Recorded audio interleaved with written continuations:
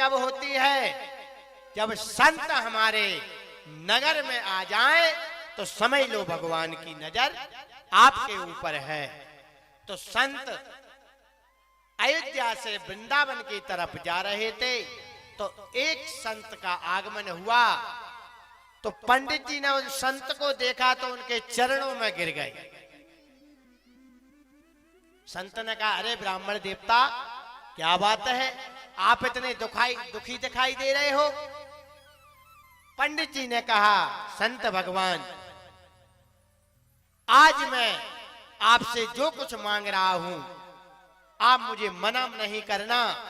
यदि आपने मना कर दिया तो मैं अपने प्राण त्याग दूंगा आपके चरणों में और आपको ब्रह्म हत्या लगेगी। संत ने कहा, बताओ ब्राह्मण देवता, क्या बात है?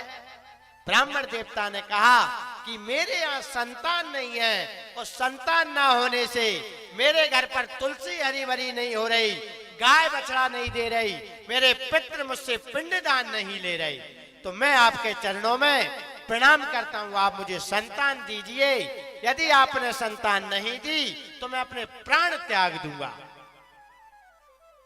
संत ने कहा, अरे ब्राह्मण देवता, आप तो इतने विद्वान हो, आपको जब संतान की याद आती है तब आपको कष्ट होता है।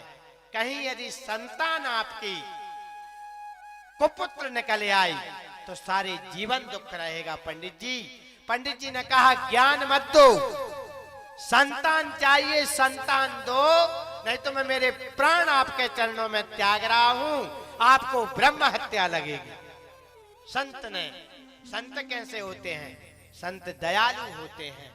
संत को दया आ गई और संत ने एक फल निकाला अपनी झोली से और ब्राह्मण देवता से कहा कि ब्राह्मण देवता, तुम इस फल को ले जाओ और अपनी पत्नी को दे देना, तुमको सुंदर बालक होगा।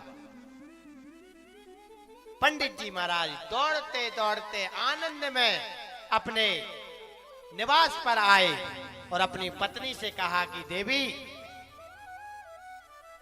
इस संत ने दिया है फल, इस फल को तुम खा लो, हमारे यहाँ भी बेटा होगा, हमारी भी तुलसी हरी भरी होगी, हमारे यहाँ भी गाय को बछड़ा होगा, हमारे हाथ से भी देवता, हमारे हाथ से भी हमारे पितृ हमारे पिंडदान लेंगे।